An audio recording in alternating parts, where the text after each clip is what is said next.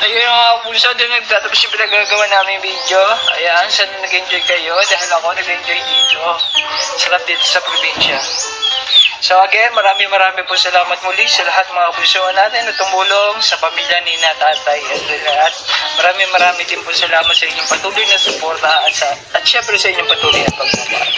Again, please don't forget to subscribe, like, comment, and click the notification bell para ma-update sa mga video nating i-upload yung mga true to life story ng ating mga kabunsuan, yung ating mga nagtutulungan na minsan sila yung magiging batayan natin, sila yung magiging way natin tayo para tayo ay ma-inspired. Diba tayo?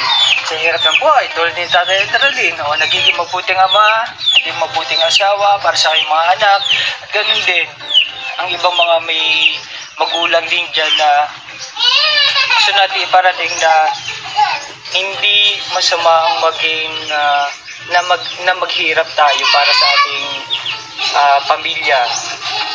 Hindi masama yung maghirap man tayo, gumawa tayo ng tama para may maipakain sa kanila, sa ating mga anak. Kasi gumawa tayo ng hindi maganda dahil, alam yun, badang huli, may kapalit yan.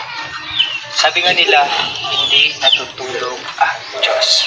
Kaya naman, once again, this is Migs Molino na nagsasabing, happy lang. Kaya naman, ingat, God bless, and bye-bye.